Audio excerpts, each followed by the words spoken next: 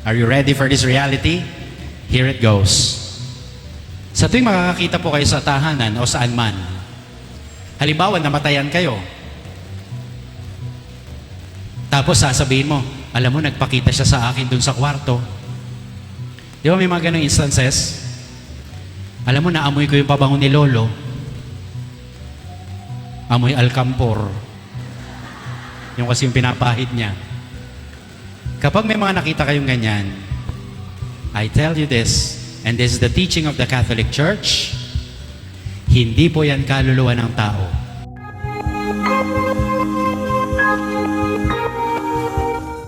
Ulitin ko, huwag kayong matakot kasi hindi yan kaluluwa ng tao. Hindi po yan yung mga mahal nyo sa buhay. Kaya huwag kayong matakot. Ano po yun, Father? Simple lang, demonyo. Kinukuha nila ang anyo ng inyong mga mahal sa buhay para sa inyo'y magpakita. Huwag kayong palilin lang. Bakit? Sapagkat ang turo ng simbahan, kapag tayo'y namatay, ang kaluluwa natin, diretso na agad kung saan dapat pumunta. Langit, purgatorio, o impyerno. Agad-agad. Kaya hindi ho totoo yung mga ligaw na kaluluwa. Ghosts. Hindi totoo yan. Lahat yan, demonyo. Kinukuha ang anyo ng ating mga mahal sa buhay. Ngayong alam nyo na, baka hindi na magpakita sa inyo. Kasi alam nyo na. Okay? Kayo papalin lang. Kahit na itsura niya yon, sabihin mo, hindi, diablo ka eh. Hindi ka totoo. Kasi hindi pababayaan ng Diyos ang isang kaluluwang aali-aligid. No. Lahat yan accounted. Kaya nakikita nyo sa bahay nyo, hindi mo lolo yun. Dito nga lang ho sa Pilipinas yun eh, di ba? Sa Amerika, pag mayroong paru-paro, wow, what a butterfly. Very good colors. Dito sa Pilipinas, uy, lolo mo yan, huwag mo nga ano yan. Ang mga kasiraan ng ulo natin, ano? Kaya nga yung isang kwento eh, no? Yung isang nagpa-bless ng bahay, tinawag niya si Father. Pagdating doon sa bahay, sabi ng may-ari, Father, si Lola nagpapakita sa taas. Ah, okay. Sabi ni Father, pamilyar tong bahay mo. Sabi ng may-ari, opo, kayo po nag-bless nito 3 months ago. Ah, ganun ba? So, nagpapakita si Lola mo after 3 months nung binless natin. Opo. Tinanong ni Father yung may-ari, magkano ba yung stipend na binigay mo sa akin nun? Father, 300 po. Ah, good for 3 months lang talaga yun. Bigyan mo ako ng 2-4. 2 taong hindi magpapakita ang lolo mo. But wait, there's more. May promo ako ngayon eh. Bigyan mo ako ng 5,000. Igagapos ko na ang lolo mo. Di totoo yun ha. Pero pwede natin gawin yung manjo. Sino gusto magpa-bless ng bahay? Punta nyo si manjo ha. Pag 300 lang binigay sa'yo, good for 3 months lang yon. Okay? Pero kung sino man ang magpakita, hindi po yon mahal natin sa buhay. Diablo po yon. Infestation yon. Pangalawa, oppression. Sino po ang mga nakakaramdam nito? Actually, ito yung atake ng Diablo na inaatake yung panglabas na aspeto ng buhay mo. Ibig sabihin, meron kang karamdaman na walang makitaan ng doktor na dahilan, mga ganon. O kaya pag gising mo, meron ka ng mga kalmot, bukol, na hindi mo naman alam kung saan galing. O kaya yung negosyo mo, hindi lumalago. O dili kaya yung relationship mo sa iba, hindi nagtatagal. Oppression po ang tawag doon. Which may lead to depression. Okay? So yun po, no? Oppression ang tawag doon. Na ikaw ay ginagambala ng Diablo sa panlabas na aspeto. Hindi pa malalim to. Saan ba galing yung kalmot mo? 3, madalas. Ayun, nakakakita ko nun. Hindi naman niya abot yung kalmot, pero meron. O paggising, may bukol. Eh baka nahulog ka. Okay, mga ganun tipo. Oppression. Hindi ko masyadong palalalim kasi napaka-rare din itong mga bagay nito. Obsession, mas malalim ng konti. Okay? Kung yung oppression, yung panlabas na aspeto, ito naman yung loob. Nandito rin yung nagkakaroon ka na ng depression nga, frustration, natutulala ka na, at ang pinakamatindi, may mga naririnig ka ng bulong sa sarili mo. Obsession yon. May nagkaroon ako ng ganitong pasyente, no? Na-obsess kasi ang bulong niyang naririnig, saksakin daw niya yung anak niya at gilitan ng leeg. Sabi ko, anong ginawa mo? Minsan parang gusto ko nang gawin buti na lang, nagpa-pray over. Okay? Obsession from within. But the worst that the devil can do to the person is possession. Okay? Napaka-rare. Very rare. Siguro 5%. But it happens. At ito po ang gusto ko pong linawin sa inyo para po mas maintindihan ninyo kasi mas mahalaga to. Only the devil can possess the body of a person. I repeat, only the devil can possess the body of a person. The Blessed Virgin Mary, Jesus Christ, and the other saints, and even the angels, they do not possess people. Never in the history of the world or in the history of mankind did Jesus, Mary, the angels, the saints possess a person. No. Only the demon.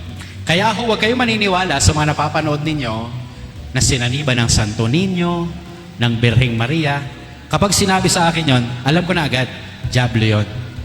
Nanlilin lang. Kaya tinan ninyo, napaka-careful po ng simbahan, lalo na sa mga apparitions ng Birheng Maria. Kasi kailangan i-prove talaga na ito'y galing sa Diyos. Kaya sa dami po ng mga apparitions ni Mary na isinabit sa Roma, iilan lang po ang talagang ina-approve. Baka hindi aabot sa mga daliri mo, sa kamay at paa. Hindi. Of course, Guadalupe, Fatima, Lourdes, mga ganyan, no? Yan, approved yan. Kasi matinding pag-aaral yan. Pero yung magpoposes sa tao, Santo Niño, hindi ho totoo yun. Bakit? Sapagkat ang Diyos at ang mga banal, ginagalang nila ang inyong kalayaan. They will not control you. Kaya yung mga sasabihin, ay doon, tuwing gantong araw ng buwan na ito, sinasaniban siya ni Jesus, lumapit tayo at magpagaling. Hindi ho, totoo yun. Huwag kayong pupunta ron. Alam ko, may mga nanonood ng ganyan. Corina Sanchez at Jessica Soho, no? Yung bigla magsasabi, ako ang Santo Niño. Pahingi ng kinde. Para medyo Bisaya yung candy niya, no? Sabi niya, bakit yung candy mo kinde? Santo Niño de Cebu.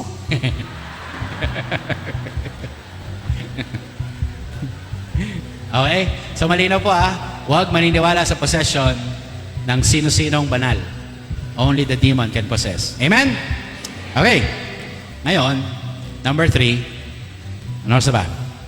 8:17 lang. Grabe naman. Hindi ba natin pwede fast forward? Inom lang ako.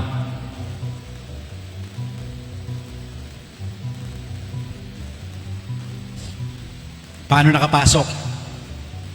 Ito, mahalaga po. Bakit ko ituturo ito? Nang sa gayon, hindi nyo na maulit kung ano yung mga nagawa ninyo, kaya kayo ay na-afflict ng kalaban. Sige na, kunin mo na yung baso. Ikaw naman nagtatanong ka pa Iinom talaga ako maya-maya. Paano nakapasok? And I want you to carefully listen to this part. Yung 4 and 5, huwag kayong magkalala, mabilis na lang yon. Tuloy-tuloy lang tayo sa 4 and 5. Pero ito, concentrate tayo. Bakit? Sapagkat nais kong ituro sa inyo na Diyos lamang ay sapat na sa buhay. Ulitin ko, Diyos lamang ay sapat na sa buhay. Huwag kang aasa sa ibang kapangyarihan maliban sa kapangyarihan ng Diyos. Amen? Okay. Paano nakapasok? Ang unang dahilan, kasi nga, inimbitahan mo. Father, inimbitahan? Opo, inimbitahan mo. Pero may natatandaan ka bang pagkakataon na sinulatan mo si Satanas at si Lucifer, invited ka, please come to my home at this time. RSVP. Di ba wala? Bakit hindi wala kang naaalalang ganon? Sapagkat ang pagpasok ng kalaban, sikretohan lang. Hindi naman din magpapaalam sa iyo yan eh. Depende na lang kung ikay magbubukas ng kahit maliit na puwang ng iyong pintuan. At kaya ko ibibigay ito para hindi kayo kailan may magbubukas na ng maliit na pintuan. Are you ready? Bato-bato sa langit, tama ay buti nga sa inyo. Pinatatamaan ko talaga kayo at wala akong pakialam kung magagalit kayo sa akin. I would rather hurt you with the truth than comfort you with a lie. Okay? Wala akong pakialam kung pagkatapos ito, magkagalit na tayo. Bahala ka. Basta sasabihin ko lang dito, ayon sa simbahang Katolika. And formation to eh. Di ba? Formation eh. You have to be formed, you have to be informed. So, we invited the enemy in. By way of what? First, because you have been consulting occult people. Sino yung mga yon? Marami sa inyo palagay ko, ang kumonsulta na sa albularyo, mangtatawas, manghuhula, feng shui master, mga ganyan. And this is no laughing matter. Sapagkat kapag kumonsulta ka na sa mga taong ito, open ka na sa affliction ng diablo.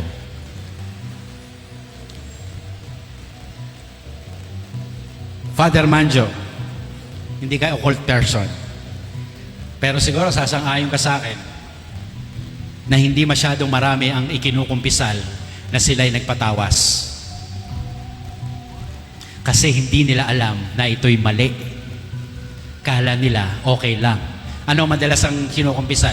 Ayan, nangupit, nangurot na nadyak. Nagalit po ako. Pero yung nagpatawas, nagpaalbularyo, hindi nila ikukumpisal yan. Kasi ang bulong ng diablo, okay lang yun. Kita nyo kung gaano katuso ang diablo? Hindi nyo ikukumpisal yan. But do you know that is against the first commandment? Yung mga kabataan dito na babae ha, baka kayo magpahula. Occult person yon. Patawas. Wag na wag. Okay? Pangalawa, Father, hindi ako mahilig sa mga atawas, albularyo, manghuhula, at mga faith healer. Wala sa akin yan. Hindi ako apektado niyan. Okay, tingnan natin itong pangalawa. By way of occult things. Ano to? Sapagkat marami tayong mga pampaswerte sa bahay. At nangingiti kayo. Sakit naman nun. Meron na, nangiti ka pa. Eh masama yun. Check nyo bahay nyo ha. At hindi ako nagbibiro. Ayoko na maraming pasyente. At madalas, kaya pala may ganon, mahilig sa pampaswerte. Mahilig sa mga elepanting nakatingala. Mahilig sa mga palakang may kagat ng coin at mga pusang kumakaway. Yeah, totoo yun. Masakit yun sa Diyos. Masakit sa Diyos yun. Kasi, imbis na kapangyarihan niyang pagkatiwalaan mo, pinagkakatiwalaan mo'y bagay na hindi maka-Diyos. Katoliko nga, meron siyang Sacred Heart. May Our Lady of Light pa siya sa bahay. Pero meron din palang Buddha at Bagwa. Ano yung mga lucky charms mo na tinuturing? Masama yan. Yung mga energy stones. Ano ba yun? Himalayan salt. Wow. Try not to laugh at this, especially if you have this. Kabahan ka na. Sapagkat nagbukas ka na ng pinto sa kalaban. Tanggalin mo na, kapatid. Surrender mo sa akin, lalo kung mahal yan. Ako nang bahalang magbenta.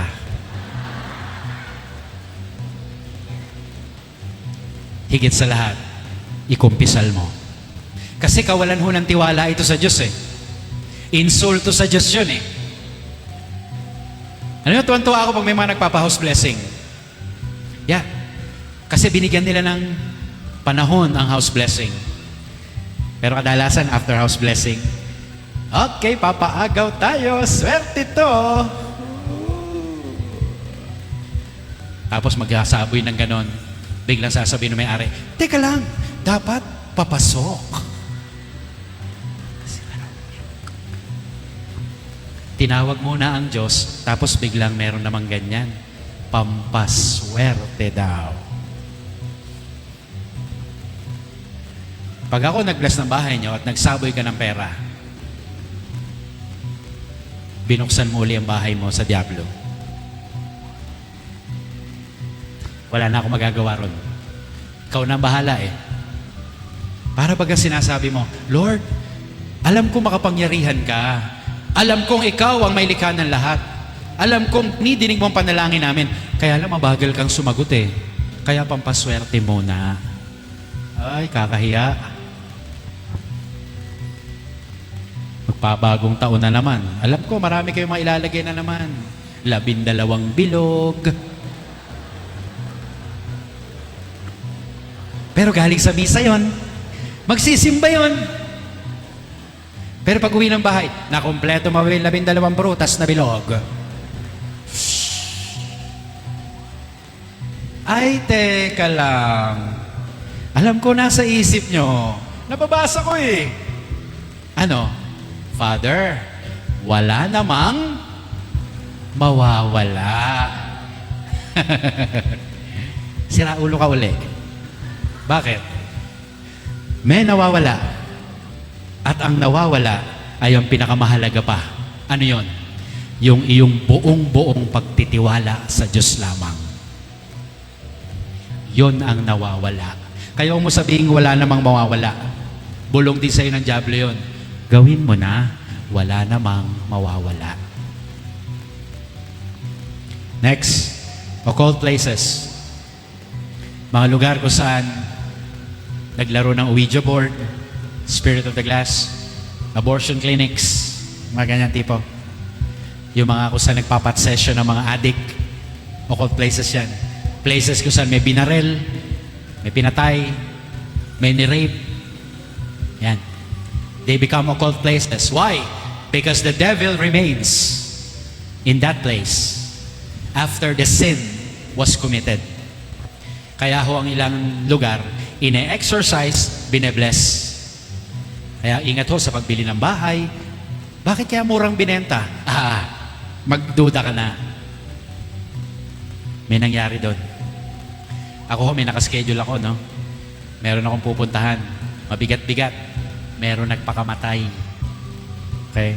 Sabi ko, kapag inano ko na yung bahay, in-exercise ko, walang sasama sa akin. Ako lang at yung mga team sapagkat i-insensuhan ko. Bakit, Father, magpapakita nyo yung nagpakamatay? Hindi nga yun yun. The evil of the crime, the evil of the suicide is still there. Kaya yung mga tumira, nagkasakit yung iba, nawala yung trabaho, negosyo. Kasi nga, it's an occult place. Next, occult practices. Hindi ako magdadalawang isip na banggitin ito, kahit makasakit ako, pasintabi po sa mga architect at sa mga engineer, hindi ho tama yung ginagawa niyong pagpapadugo sa pundasyon ng bahay na gagawin o ng building. It's an occult practice. You open the door for the devil because you are offering blood from animals. And blood is like a pact, kasunduan sa Diablo. Alam ko, sinasabi, kaya ho may dugo na binubuhos para wala nang maaksidente at wala nang ibang dugong dadanak kasi may dugo nang inalay. Diba? Ang tanong ko naman, kung Katoliko ka, meron naman po tayong groundbreaking rights. Tumawag ka ng pare para gawin yung groundbreaking rights. At kung dugo lang ang pag-uusapan, hindi pa ba sapat yung dugo ni Jesus na dumanak para sa mundo para tayo iligtas sa anumang kapahamakan? kung nagdarasal ka, kung uunahin mo ang Diyos, lalo tigit sa pagpapagawa mo ng structure na yan, paano ka naman maaksidente? Protektado ka ng Panginoon. Occult practices. Bahagi rin po ng occult practice yung mga pagpapasaboy at isa pa yung pagpapaputok kapag bagong taon. Yan. By the way, bakit daw nagpapaputok pag bagong taon? Para? Para palayasin ang? Yan ang alam nyo. Dati hindi na alam ko Pero nung nag-exorcist ako, lalo na naging pare, is the other way around. In lighting firecrackers and having this occult practice, you attract more demons into your home and into your life. Kasi, naniwala ka na sa practice na yon. That becomes occult. Tsaka logic lang. Di ba sabi mo kaya ka nagpaputok para umalis sa masamang spirito? Nagpapaputok ka sa labas ng bahay. Saan pupunta? Di sa loob. Kaya sa December 31, sa loob ka ng bahay magpaputok. Pag kayo nasunugan, huwag nyo kong sisisihin, ha? Pero did you get the point? And finally, we invited the enemy in by way of occult beliefs. In short, at siguro mas makaka-relate kayo pag sinabi kong pamahiin. Ay, nako, kadaming ganyan sa Pinoy. Pustahan tayo, kapag nagbigay ako ng example, ngingiti uli kayo. Kasi hindi nyo pa nare-realize kung gaano kabigat ito, lalo tigit laban sa unang utos ng Diyos. Anong mga pamahiin? Dami. Ikot ang plato pag aalis siya. Tingnan nyo, tumawa pa nga kayo. Tanong, ano ba mas malakas?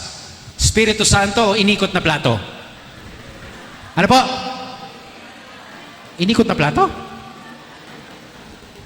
Bakit may ikot yung plato? Di pagdasal mo, na wala mangyari. Di ba? Ano naman kinalaman ng inikot na plato sa kaligtasan ng mahal mo sa buhay na umalis? Sabihin mo kay Our Lady of Peace and Good Voyage, gabayan niyo siya nang siya'y makarating uli sa bahay ng masaya at mapayapa. Hindi yung plato. Walang gagawin yun. Okay? Ano pa? Huwag daw siyang pagliligpitan kaya siya hindi makapag-asawa. Tanggapin mo na, pangit ka talaga. Joke. Joke lang. Okay? Hindi naman totoo yun Lalo pag may namatay, no? Sure ball to. Ang dami, meron tayong burulan dito. Nako, baka nga sa dinami-dami na rin ang pinuntahan ni Father Manjo na patay, wala pang naghatid sa kanya sa sasakyan. Di ba? Kasi bawal daw maghatid. Bawal kumuha ng pagkain galing sa burol. Alam nyo, kaya lang po bawal magdala ng pagkain galing sa burol, marami pang dadating. Huwag kang kumuha dyan at mag-uwi. 5 araw pa ibuburol. Pero dami nating pamahiin. No? Halimbawa, nanggaling kayo doon, meron kayong binisita. Pustahan, dadaan muna kayo sa McDo. Bakit? Tama, alam nyo? Pagpag. Mga kapatid, superstitions, occult beliefs, go against the first commandment. Well, hindi ko ma-check kung pagkatapos nito ay iiwasan nyo na ang mga pamahingin. Pero bahala po kayo. Pero sana ikumpisal nyo. Sapagkat hindi totoo mga pamahingin na yan. Kung talaga nagtitiwala ka sa kapangyarihan ng Diyos, wala ang mga pamahingin na yan. Yung mga feng shui, bawal ang CR sa taulunan ng kama. Bawal ang magkatapat na pinto. Kalokohan. Ba't Father hindi ka naniniwala? Kasi sa Diyos lang ako naniniwala. At ang Diyos lagi nagbabantay sa atin. Hindi niya ako pababayaan. Kaya nung na-assign po ako sa Nangka, Marikina, pinarenovate po yung kwarto ko. Lahat ng bawal sa feng shui, ginawa ko. Buhay pa ako. Yung CR ko nasa ulo na ng kama. May pintong magkatapat. Bawal daw yung sa feng shui eh. Wala akong pakialam. Sapagkat ang pinaniniwalaan ko ay Diyos lamang. If you believe in God only, you will be protected. And you have to believe in the love of God and the power of God over the evil one. Kaya huminsan para tayo siraulo eh, no? Bakit? Kapag naglilibing, bago ilagay yung ihugos yung bangkay, pinapalukso muna yung mga bata sa ibabaw. Iba sa ilalim pa eh.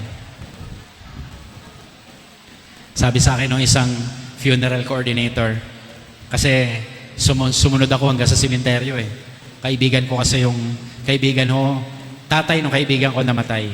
So pagdating po namin doon, I gave the last prayers. At bago po inilibing, bago ibinaba, tinanong ako nung coordinator, no? Bumulong pa eh, Father, puputuli na ba yung rosaryuhan? Sabi ko, bakit po? Kasi parang wala nang sumunod. Sabi ko, imposible naman ang walang sumunod dyan. May susunod talaga dyan. Anong gusto mo? Yung mga kamag-anak, 300 years old na? Hindi pa rin nasusundan? Kapuputol mo ng rosaryuhan? Sabi ko sa kanya, alam mo yung trabaho mo okay sana, pero huwag ka maniwala ron. Sapagkat hindi totoo yun. Ewan ko natuto siya. Pero pamahiin yun eh. No? Well, it's up to you. Take it or leave it. But what I am saying is this. Kapag ginawa nyo ito, prone na kayo sa affliction ng diablo. And that's a good news for you. If you continue to do this. Take it or leave it. Ang mahalaga, pinaalam ko sa inyo ngayon. Okay? At pangalawa, huli, sa number 3, hindi mo man inimbitahan, pinadala naman sa'yo. At ang mga tinatablan ay yung dati ng open dahil siya'y nagpapasok sa diablo. Kita niyo yung connectedness? Dahil ikaw ay nag-imbita, naging bukas ka, anuman ngayon ang ipadala sa'yo, tatamaan ka. Now you are prone to any demon that will be sent to you. Paano yun? By way of what? Witchcraft. And there are people in this world, in this country, in this part of the Philippines, in our diocese, na may mga kakayahang mangkulam. Kumain na kayo? Anong kulam nyo? Ulam ba yun?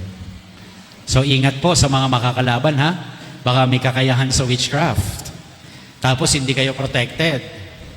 Tapos kamata ka. Dapat protected ha. Father, paano po ipoprotektahan sarili ko? Ay, madaling-madali lang. Naniwala kayo, madaling-madali lang. Naniniwala kayo, madali lang? Ha? Father, paano ko po protektahan sarili ko? Dalawa lang. Are you listening? Magsimba ka at mangumanyon at mangumpisal ka. Ay, ayoko na. Well, take it or leave it. Kaya ako bilang exorcist, nangungumpisal ako at least buwan-buwan. That's my protection. Nagmimisa naman ako araw-araw halos. Minsan nakakaligtaan ko eh. Lalo pag nasa bakasyon, di ko nadala yung maskit ko. Okay? But you have to be protected. Go to confession. Go to Mass. Receive communion. Say your daily prayers. Protect yourselves. That's it. Simple lang, no? Simple nga ba? Next. Curses. Hindi man tayo lahat marunong mangkulam, pero lahat kayo may kakayahang sumumpa ng kapwa. Tandaan niyo yan. You can curse anyone, But you should not do that because it's like sending the devil to the person. And once the person is not protected, they will be hit by the curse. But, listen carefully. If you curse someone and that someone is protected, your curse will go back to you. Either way, protected man siya o hindi, tatamaan ka rin. Doble nga lang pag protektado siya. Kaya yung mga simpleng sasabihin mo, mamatay ka na sana, that's a curse. Bawiin mo yon. Sa harap ng Adoration Chapel, pumunta ka ron. Sabihin mo, Lord, binabawi ko na yung binitawan ko salita in front of the Blessed Sacrament. Binabawi ko na po. Lalo't higit, kung ang curse ay nangyari sa loob ng pamilya, mas mabilis, mas masama, at doble pa. Don't curse a family member. It is double, worse, faster. Kaya yung mga nanay, nagalit sa anak, isinumpa, nako, matinding tama yon. Kapatid sa kapatid, matinding tama yon. At naniniwala ba kayo? Pare sa laiko, malupit din yon. Grabe. Pero may parusa po ang susumpa sa pari. Yeah, totoo yun. Kaya mahalin nyo si Ali at si Manjo. Bigyan nyo ng donation. Sapagkat pag kinurse mo ang isang pari, hindi mo ikatutuwa ito. Venera viva, cruzata sindikilu, nondako sindikidu, badereto satana, lumay suave mikivana, sumala kweliba, itse venera viva, cruzata sindikilu, nondako sindikidu, badereto satana, lumay suave mikivana, sumala kweliba, itse venera viva, cruzata sindikilu, nondako sindikidu, badereto satana, lumay suave mikivana, sumala kweliba, itse venera viva, cruzata sindikilu, nondako sindikidu, badereto satana, lumay suave mikivana, sumala kweliba, itse venera viva, cruzata sindikilu, nondako sindikidu, badereto satana, lumay suave mikivana, sumala kweliba, itse venera viva.